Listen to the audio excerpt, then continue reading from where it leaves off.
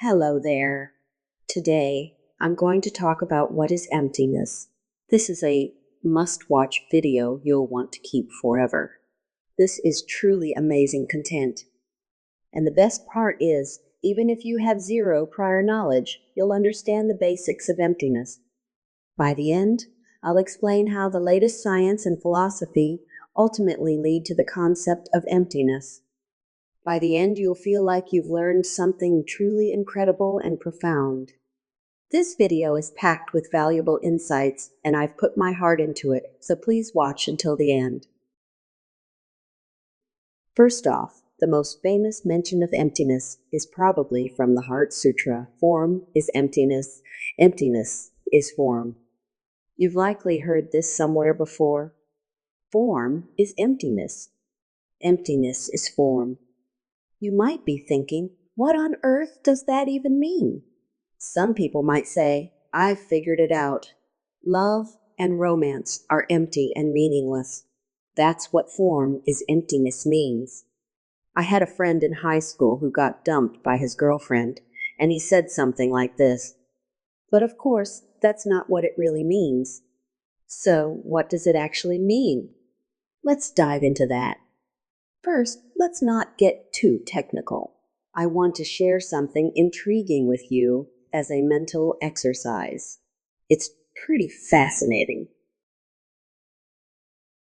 There's a theory that form is emptiness. Emptiness is form actually represents Einstein's theory of relativity. Don't let the name scare you off. I'll break it down into simple points so it's easy to understand. You might have heard of Einstein's theory of relativity, especially the famous equation E equals mc squared. Let's start with the m in the equation, which stands for mass. Mass can be a bit confusing, but think of it simply as things that have form or tangible things. On the other hand, E stands for energy. Energy is things without form or intangible things. Now, the c in c squared represents the speed of light. You might wonder why light or speed comes into play here. Let's not worry too much about the speed part for now. Just understand that the speed of light is a very large number, and think of it as a huge unit. And because it's c squared, meaning the speed of light squared, you can imagine just how huge that number is. Now that we've covered the basic terms, what does E equals mc squared really mean? It means that things with form or mass can be converted into energy which has no form. When this conversion happens, the huge number c squared is multiplied, resulting in an enormous amount of energy. To give you an idea of how big, imagine you have 4 1-yen coins. These coins have form, so they represent mass, or m, in the equation. If you condense these 4 1-yen coins into energy, they would produce enough heat energy to boil all the water in the Tokyo Dome. So, 4 tiny 1-yen coins can turn into enough energy to boil a huge amount of water. That's how big c squared is. But the key takeaway isn't just about the large energy. It's about how something tangible, which is mass, can turn into something intangible, which is energy. Applying this to form is emptiness. Emptiness is form. We can say that mass, or m, is like form, and emptiness represents things without form. So, form can become emptiness, and emptiness can become form. Some people find this similarity to relativity quite astonishing. At the very least, it teaches us a similar concept that tangible things can turn into intangible things, and vice versa. Form is emptiness. Emptiness as form was taught about 25 to 2600 years ago. So, this concept was introduced long before the theory of relativity. In fact, Einstein himself praised Buddhism by saying, "If there is anything that can fill the gaps in modern science, it is Buddhism." So, he had high regard for Buddhist teachings. Now that you have a sense of the amazing concept of emptiness from form is emptiness, emptiness is form, Let's dive into the basics of what emptiness actually means. First, let's talk about the Heart Sutra, where form is emptiness. Emptiness is form comes from. This is a sutra. Sutras are records of the teachings given by Buddha, written down by his disciples. Think of it like lecture notes. So, a sutra isn't a spell or anything mystical. It's a written record of Buddha's teachings. Originally, these teachings were written in Indian languages. They were later translated into Chinese and then brought to Japan. That's why we read them in classical Chinese, which can make them feel like incantations to us. But in reality, they're just records of Buddha's sermons. After Buddha passed away, a remarkable person named Nagarjuna appeared in India. You might come across him in world history as well. He is also known as Ryuju, and he was so extraordinary that people called him Little Buddha. He's considered the founder of the 8 schools of Buddhism. Buddhism has many different sects, but Nagarjuna is respected by all of them as a great teacher and an esteemed founder.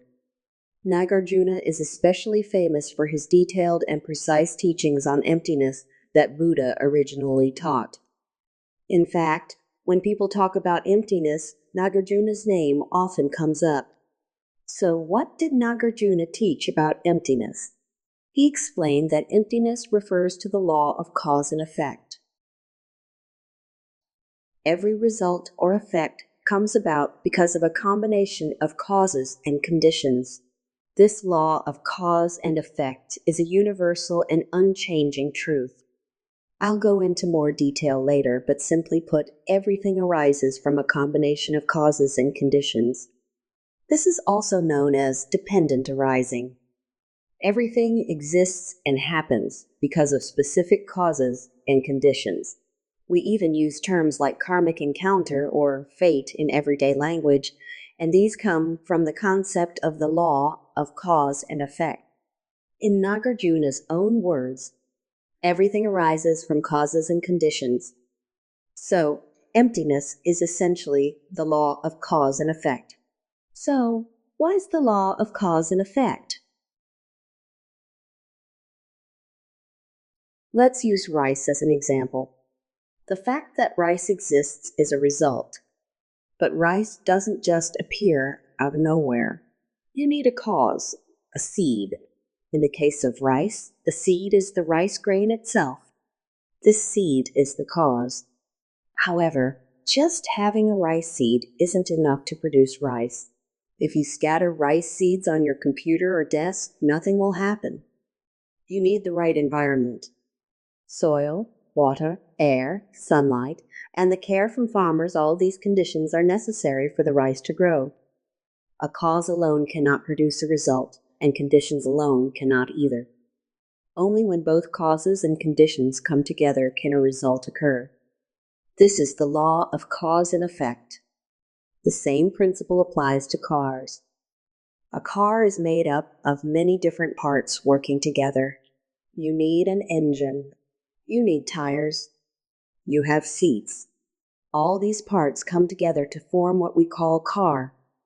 But what happens if you start removing parts?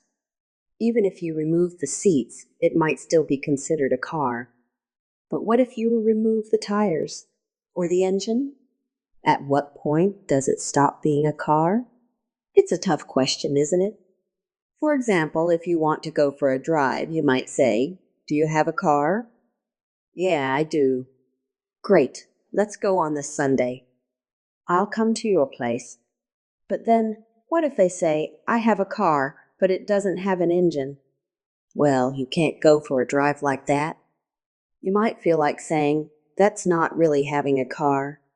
However, in a car showroom, if they display an old car, as long as the exterior is intact, it can still be called a car, even if it doesn't have an engine. So, what exactly is a car? It turns out to be quite a vague concept.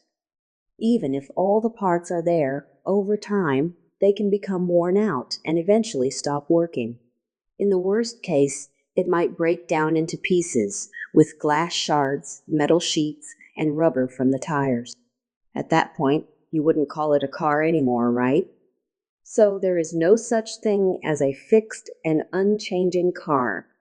What exists now is simply a temporary state where causes and conditions have come together to form what we recognize as a car.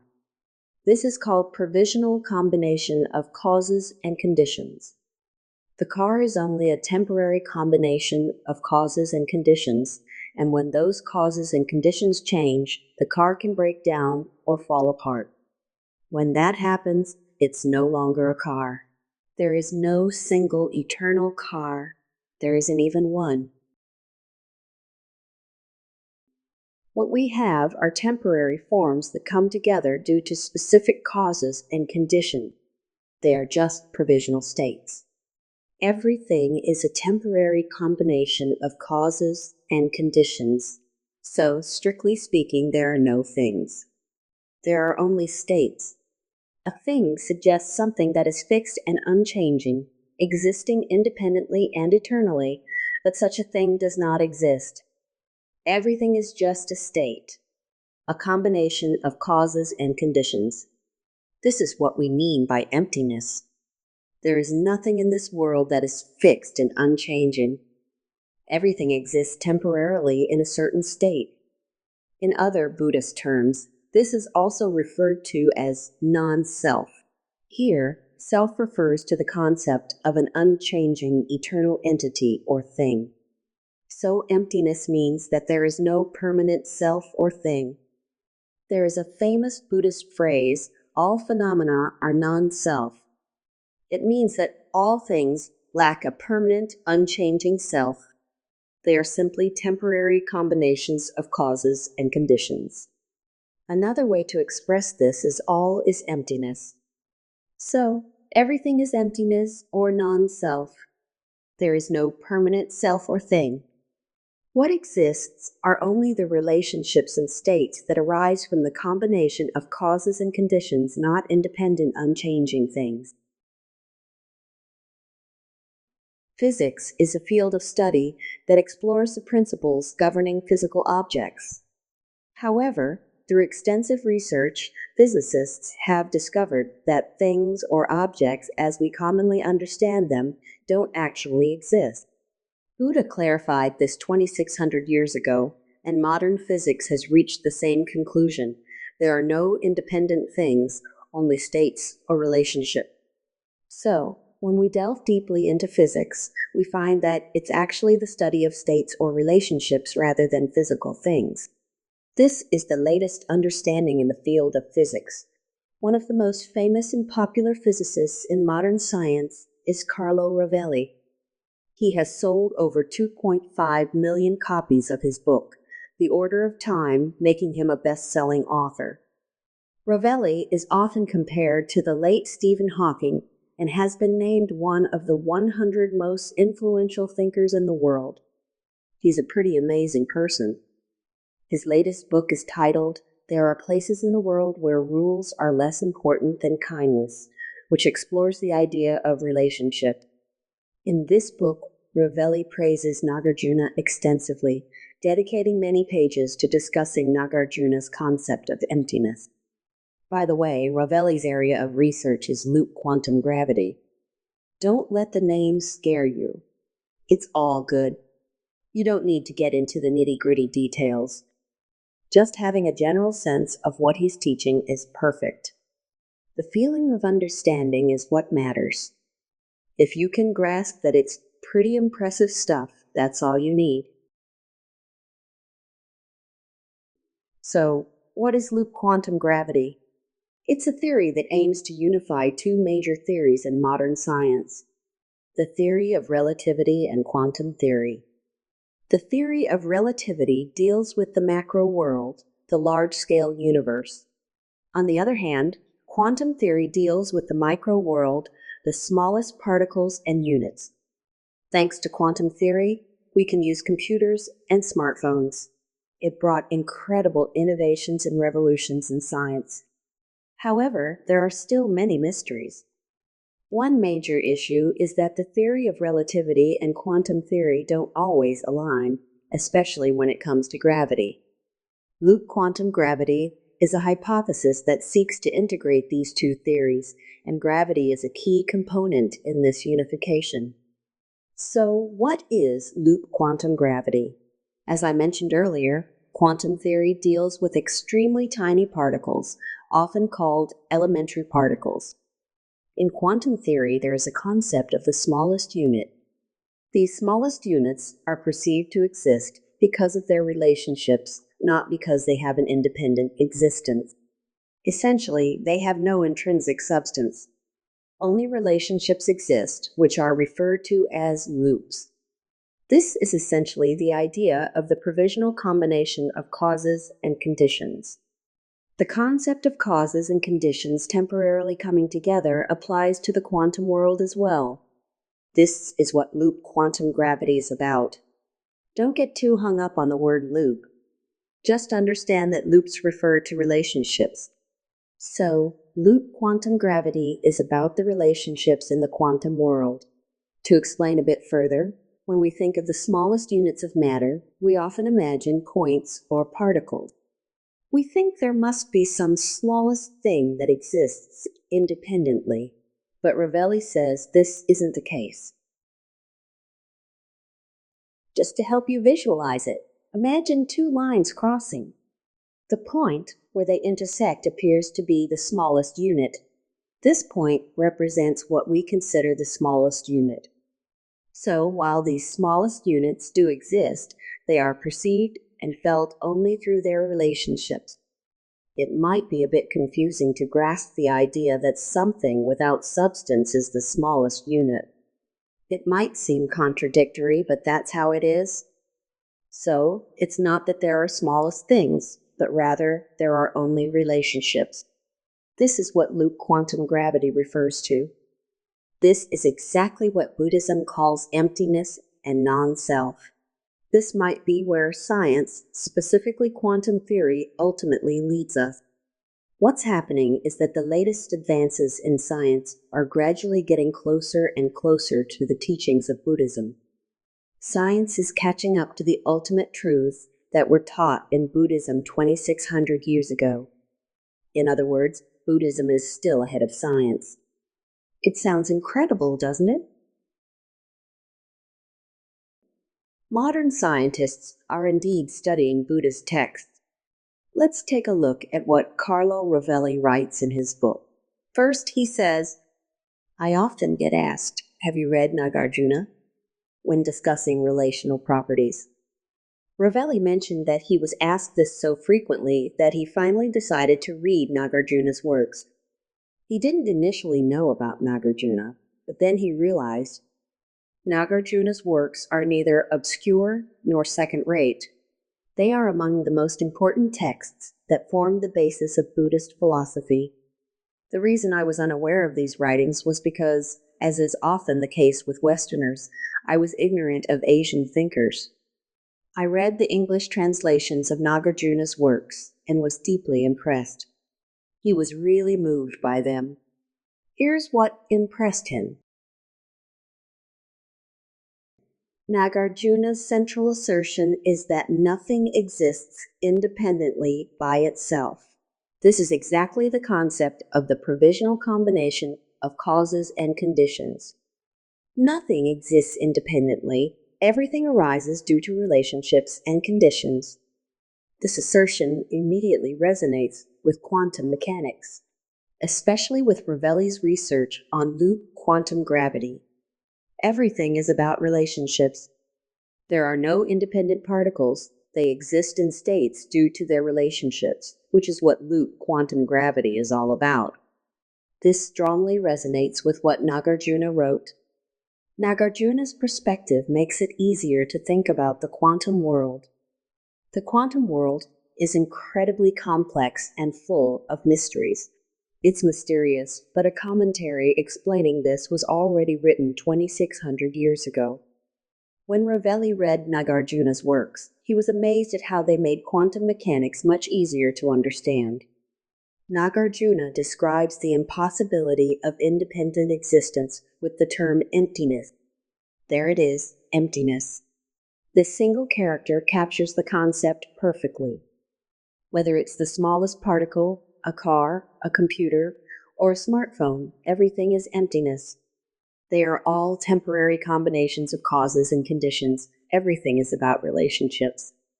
As a result, centuries of Western speculation about the essence of subjectivity and consciousness vanish like morning dew. There is no ultimate substance or essence. Everything is emptiness. That's what Rovelli says. But it might sound a bit complicated. So let's break down what he means by that. When he talks about centuries of Western speculation about the essence of subjectivity and consciousness, he's referring to the concept of the self or ego. The self as a fixed and unchanging entity. In the West, this concept has been studied for centuries. Philosophers have been exploring what the self truly is. The famous phrase by Descartes, "I think, therefore I am," reflects this. Descartes is considered the father of modern philosophy, and his statement is often seen as the starting point of modern Western philosophy.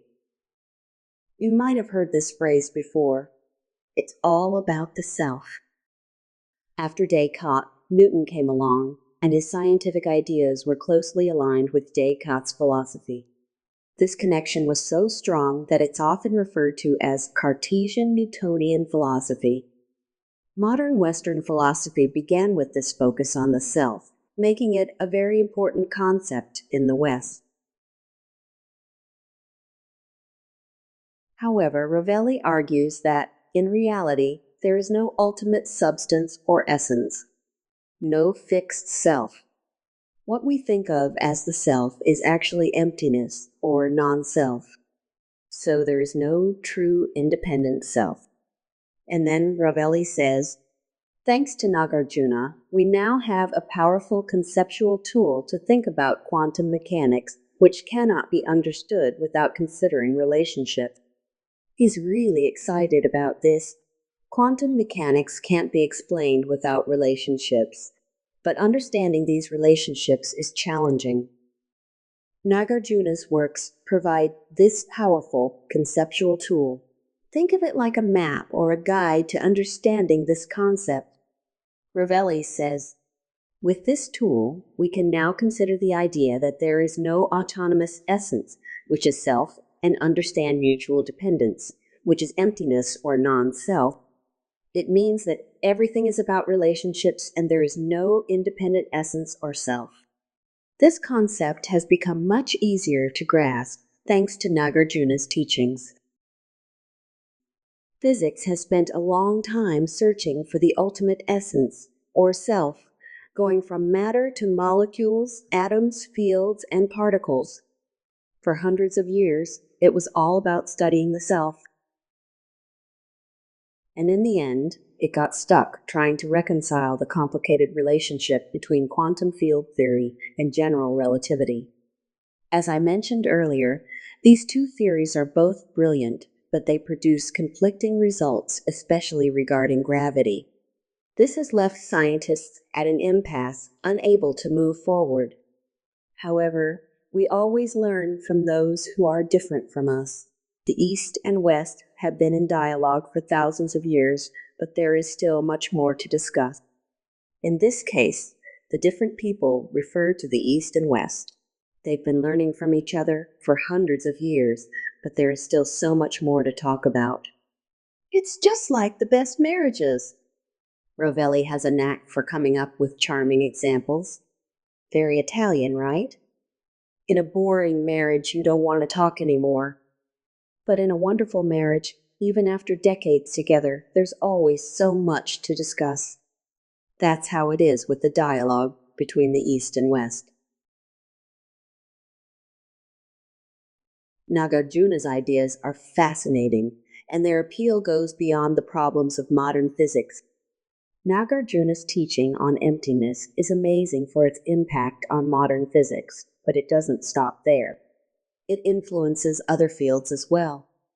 There's something dizzying about his perspective. It's so incredible that it makes you feel lightheaded. It's that profound. It resonates beautifully with the best parts of various Western philosophies, both classical and recent. It's not just science. His ideas resonate and harmonize with the very best aspects of Western philosophy, both old and new. For example, it resonates with Hume's thorough skepticism and aligns with Wittgenstein's work of unraveling complex problems. That's what Rovelli says. Hume was an incredible thinker. I hope he becomes more well known in Japan. And here we have Wittgenstein, a major figure in modern philosophy who will appear in the second half of today's video. Rovelli brings up Wittgenstein here. I'll explain what this all means later, so stay tuned and keep listening. Rovelli also says, Nagarjuna's concept of emptiness fosters a profoundly reassuring logical stance. He's saying that emptiness isn't just a cold theory, it's a teaching that brings peace of mind. This is a very important point, and we'll come back to it at the end. Also, the commentary in this book is fantastic. One of my favorite authors, Ka-O-Ru Takeuchi, wrote the commentary. He says, the greatest charm of this book is probably how it clearly explains the commonalities between form is emptiness and modern physics. Modern physics is philosophy. Here we see the concept of form is emptiness. Emptiness is form again. This idea shares deep commonalities not only with the theory of relativity, but also with quantum theory. Everything is about relationships, and this applies perfectly to the quantum world. So, modern physics has essentially become a form of philosophy. Earlier, I mentioned that the concept of emptiness transcends both science and philosophy.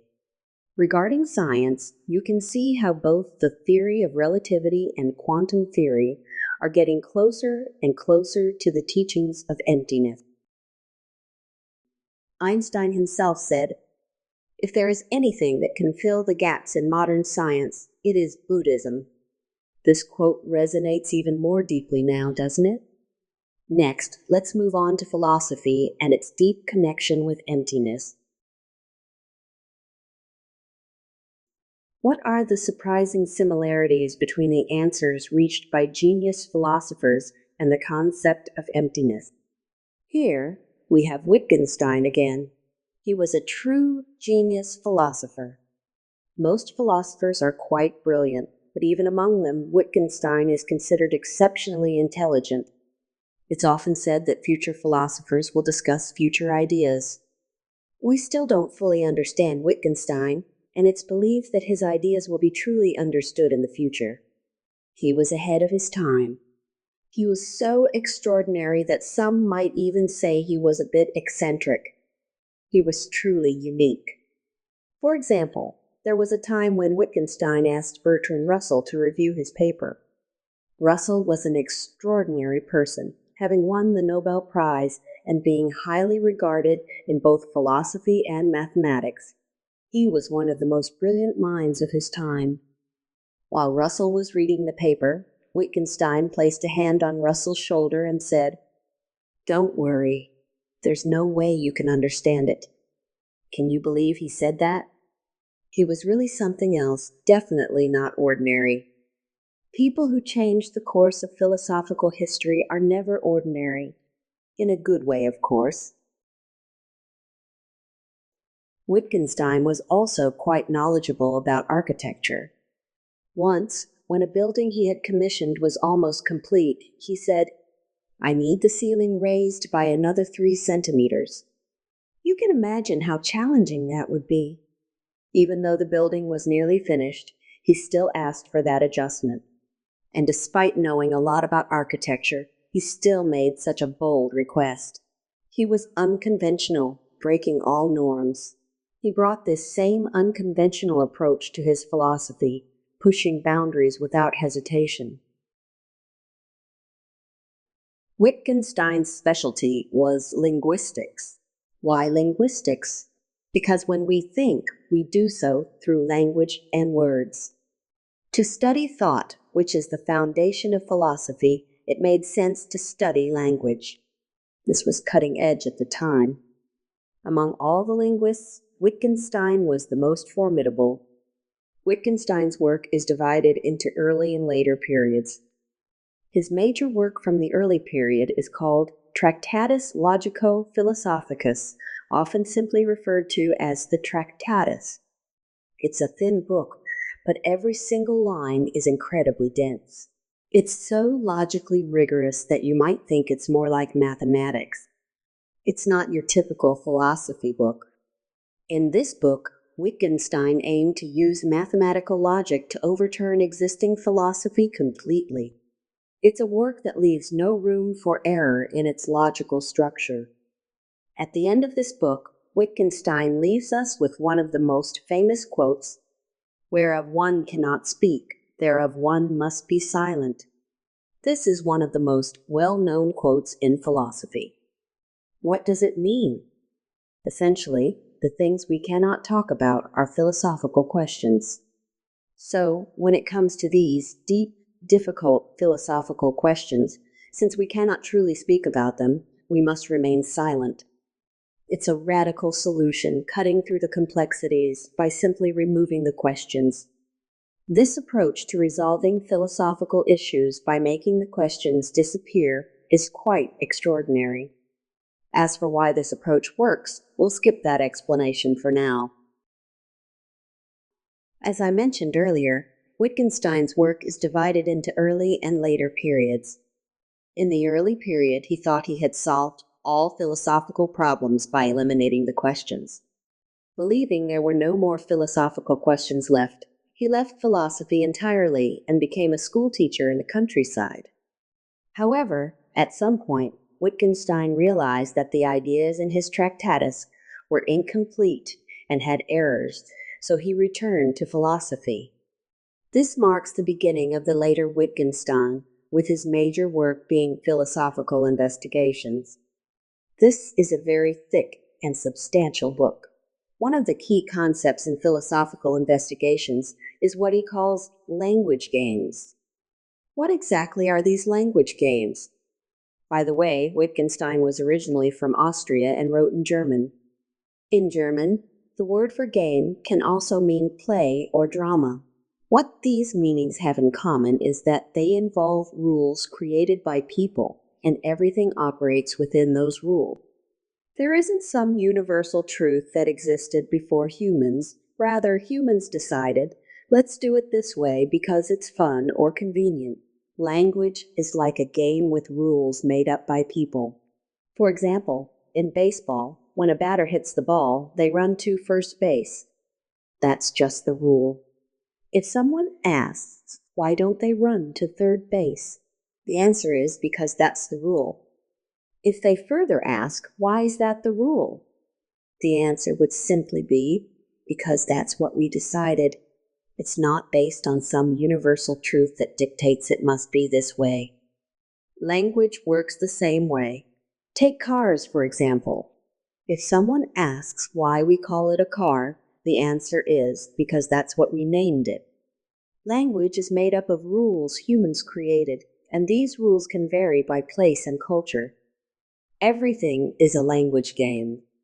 All our thoughts are expressed through language, but since language itself isn't universal, our thoughts aren't universal either. This is what Wittgenstein means by language games.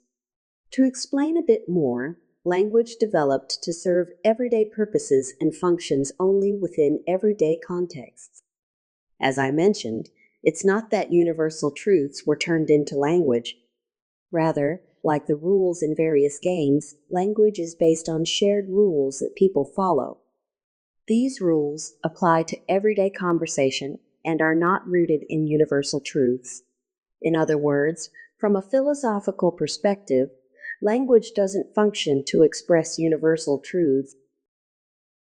For instance, if someone went to see cherry blossoms and you asked, how were the flowers? Were they beautiful? They might say yes, they were beautiful, or they were blown away by yesterday's wind. I wish I had gone a day earlier.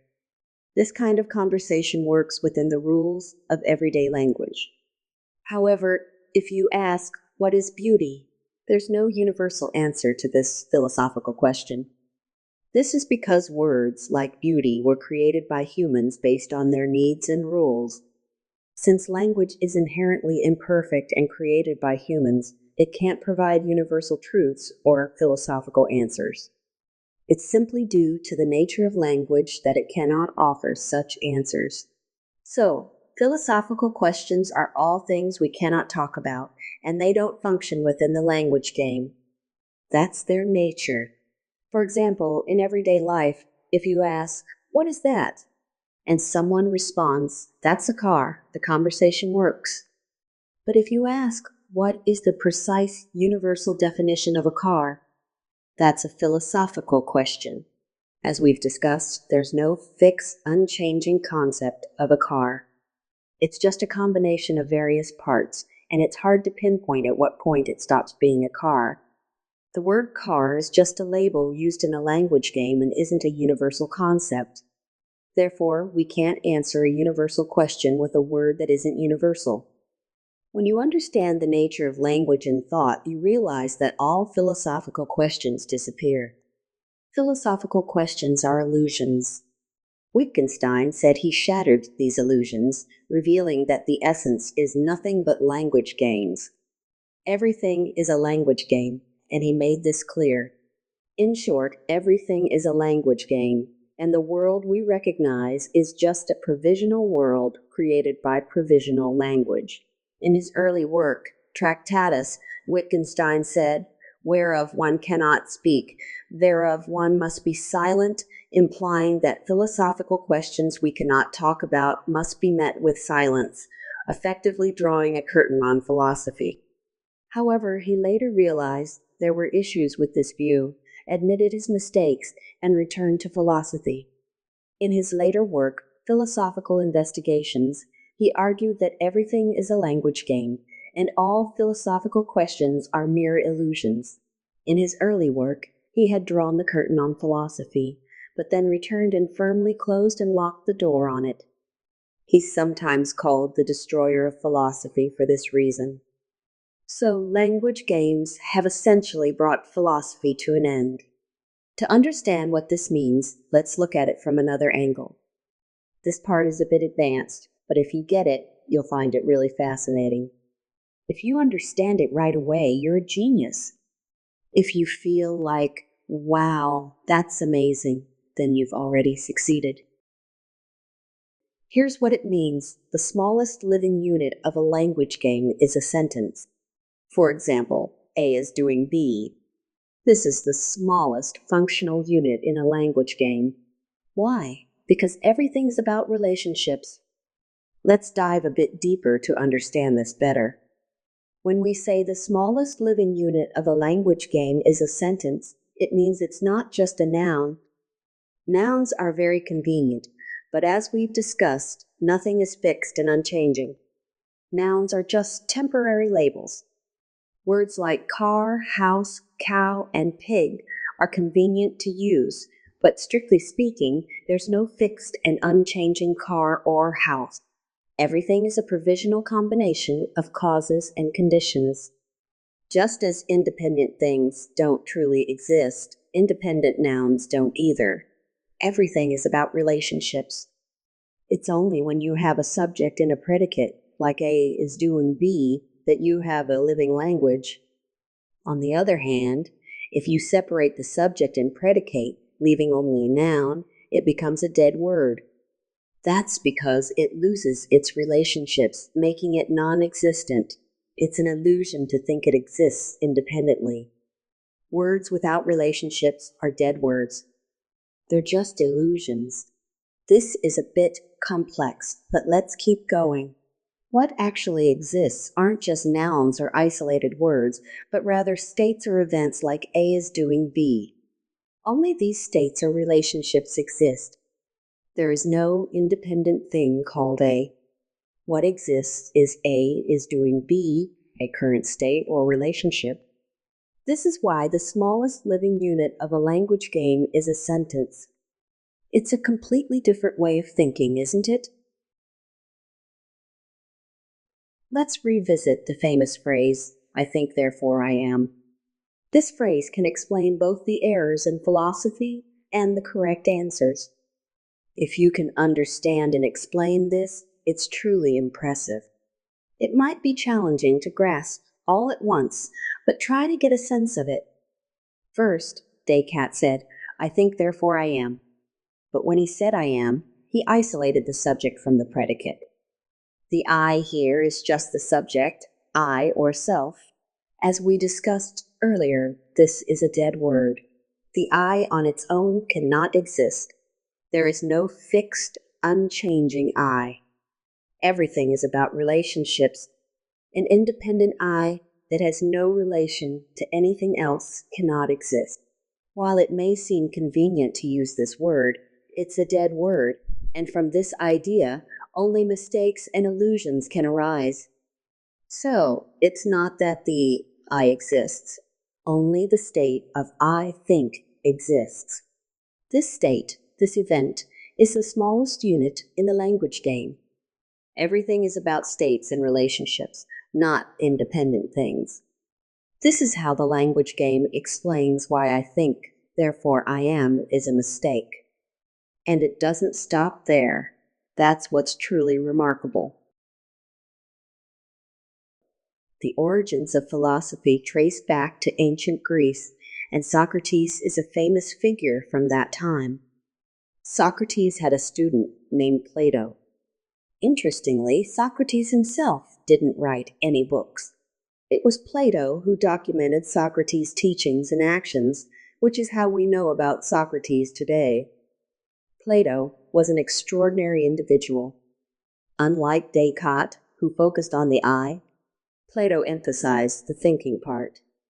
In philosophical terms, thinking is known as recollection or ideas. Plato is well known for his theory of forms or ideas. According to Plato, the true world is the world of ideas, and what we perceive as the real world is just a shadow of the world of ideas. We cannot see or touch the world of ideas directly.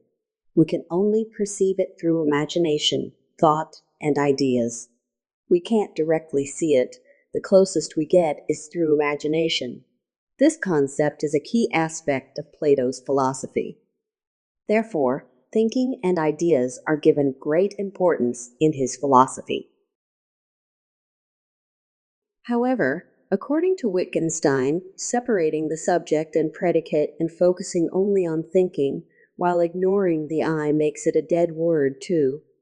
At the very least, it's a world we cannot know or speak about. We must remain silent about it. Our imperfect language and thoughts can never fully understand it, and we can never reach a definitive answer.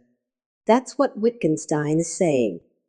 So, with the very short phrase, "I think," Wittgenstein ended both Plato's ancient philosophy, which focused only on thinking, and Descartes' modern philosophy, which isolated the I. What's correct is that there is only the state of "I think."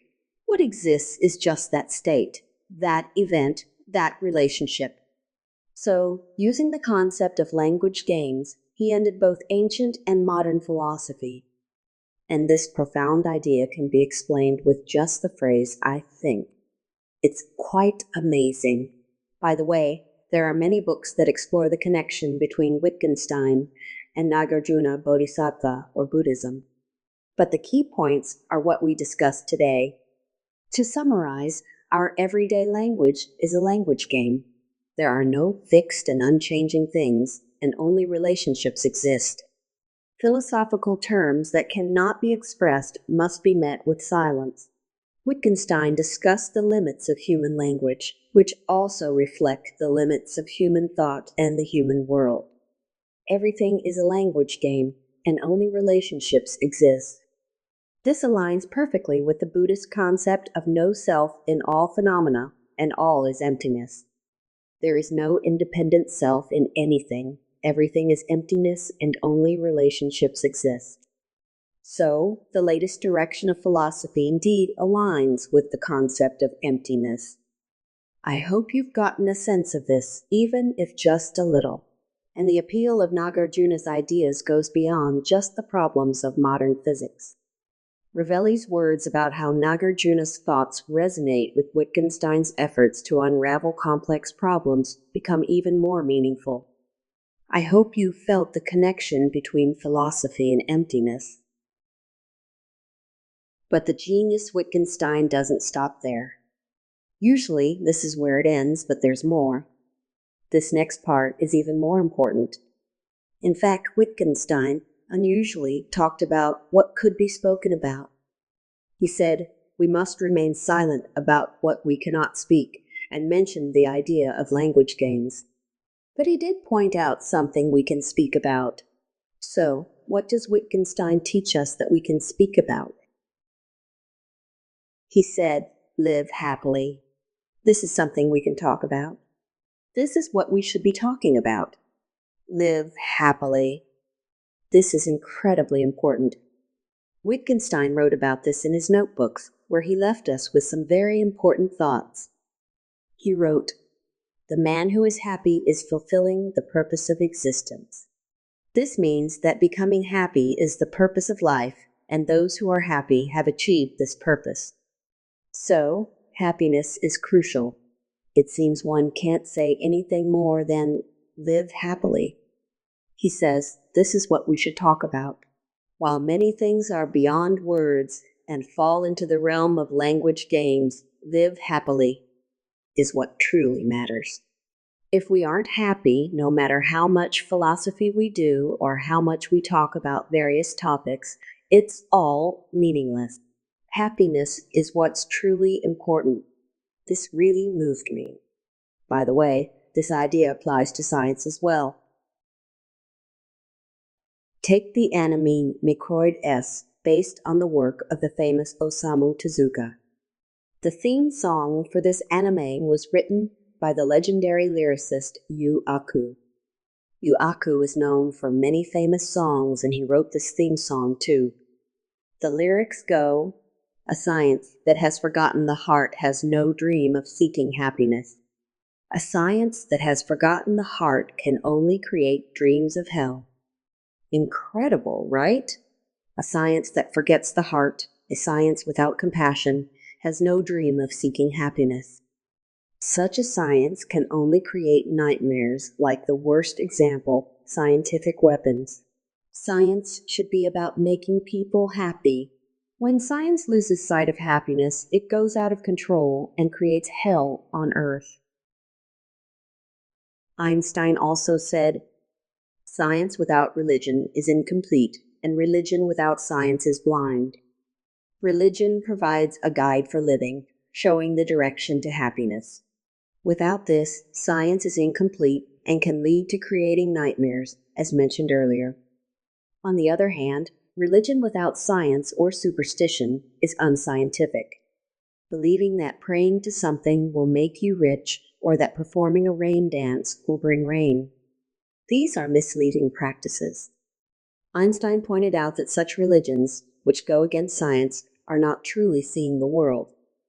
Additionally, in his book The World as I See It, Einstein wrote that religion answers the meaning of life. He categorized religion into 3 stages and stated that the most important third stage, the cosmic religious feeling, is found in Buddhism. So, what is the purpose of Buddhism? It can be summed up in just 4 Chinese characters, Baku Yoraku. Baku means to remove suffering, and Yoraku means to give happiness and joy. Everyone wants to avoid suffering and unhappiness. We all want to enjoy life, feel fulfilled, experience joy, and ultimately be happy. Buddhism aims to fulfill these desires. If this element is missing, both philosophy and science become meaningless. When the pursuit of happiness is absent, theories remain just empty ideas, and in some cases, they can even make people unhappy. And earlier, I talked about the law of cause and effect. The most important aspect of this law is how it relates to our happiness. Buddha taught us how to achieve happiness and avoid suffering through the law of cause and effect. What determines our happiness or unhappiness, our fate? It's our actions and deeds. In Buddhism, this is called go, which means karma in Sanskrit. Our actions and karma create our destiny. However, these actions must combine with conditions to produce visible results, which we perceive as happiness or unhappiness. Sometimes, even if we try hard, we don't see immediate results. That's because the causes and conditions haven't matured yet. In sports, arts, or anything really, practicing for just one day won't make you instantly better. You might even feel muscle aches and think you're getting worse. But with repeated practice, eventually, the causes and conditions come together, and you start to see improvement and get better. On the other hand, if you do something bad and think you've gotten away with it, the negative results will appear when the causes and conditions come together. Our actions determine our fate, which means we can change our lives. I used the word fate earlier on purpose. People often wonder if fate is predetermined. In Buddhism, fate isn't set in stone. Fate might seem fixed, but it's not. Happiness and unhappiness are results of our actions and the conditions they meet. So our fate isn't predetermined. We can change our lives and our fate. In fact, everyone has the potential to be happy. The law of cause and effect teaches us this wonderful truth. Rovelli says that emptiness, or the law of cause and effect, is truly reassuring. Everyone has the potential to be happy. There is no such thing as an unchangeable, hopeless fate. Knowing that anyone can achieve happiness is what makes this teaching so reassuring. This wonderful teaching of emptiness and the law of cause and effect is what we are talking about. To delve a bit deeper, Buddhism is the teaching of the Buddha. The Buddha didn't teach Buddhism just to explain objective facts like how a car is made through cause and effect. He taught to reveal the truth that can make us happy. He has realized this truth and attained enlightenment. Wittgenstein said that no matter how much philosophy we do, we cannot reach the truth. This is because the language we use, which is also our way of thinking, is imperfect and just a language game. With imperfect language and thought, it is impossible to fully understand the complete world. However, the Buddha realized the truth that leads to happiness. This truth, known as ultimate reality, exists beyond words. Our imperfect language cannot fully explain or describe this truth. This is called truth beyond words. But the Buddha has fully realized this truth. He understands it completely. Even though language is imperfect, the Buddha has used it to reveal the truth. This is known as truth diffused through words. Indeed, words are imperfect and not the ultimate truth themselves. But without using words, we wouldn't understand anything. Therefore, the truth was revealed through words. These are the teachings of the Buddha, and the sutras are the written records of those teachings. When we listen to the teachings of Buddhism, we are hearing the truth conveyed through words by the Buddha. Guided by these words, we can enter the world of truth beyond words, the realm of ultimate happiness beyond language. Master Shinran described this world as follows. It cannot be said. It cannot be explained. It cannot be imagined. It's a wondrous world that transcends both language and thought, truly beyond comprehension. In Buddhism, true happiness is called absolute peace and joy. This happiness cannot be said, cannot be explained, and cannot be imagined. It's the world of truth beyond words. However, if it wasn't taught because it's beyond words, we would never understand it at all. We have no way to grasp it. But even though language is imperfect, the Buddha tried to convey the truth through words in a way we can understand. That's what the Buddha's teachings are about. The Western philosopher Kierkegaard didn't know about Buddhism, but he talked about a similar idea. He said that if we are to achieve true happiness, we must make a leap from the world of words to a world beyond words. He called this a qualitative leap. This leap isn't a gradual change, but a sudden shift to a different dimension. If we are to be truly happy, we need such a moment of qualitative leap. This is what he wrote about. Philosophy and science, though imperfect, strive to get closer to the world beyond words. This doesn't mean they are meaningless. In fact, they are incredibly significant. The insights we discussed today are the result of dedicated research by philosophers and scientists. It's truly amazing. However, we must remember that this world is beyond human thought and understanding. However, the Buddha, who has already realized the truth beyond words, uses language in a way that's very different from our imperfect use. While philosophers may say maybe this or maybe that without truly knowing, the Buddha uses words to guide us with true understanding. In Buddhism, the truth beyond words is taught through language. Guided by these words, we can move through the truth diffused through words and reach the world beyond words, experiencing the indescribable happiness called absolute peace and joy. Philosophy and science both agree that achieving happiness is the most important thing. Buddhism teaches us how to attain true happiness. This isn't just a theoretical concept. Through the truth conveyed by words, the teachings of the Buddha can lead us to true happiness. Buddhism teaches that guided by its teachings, there is a moment called the ichinen. This is similar to Kierkegaard's idea of a qualitative leap. This ichinen is a moment of transformation where one's mind undergoes a profound change. Buddhism teaches that in this ichinen, we can shift from the truth conveyed through words to the truth beyond words. In an ichinen, anyone can attain the indescribable happiness, absolute peace and joy.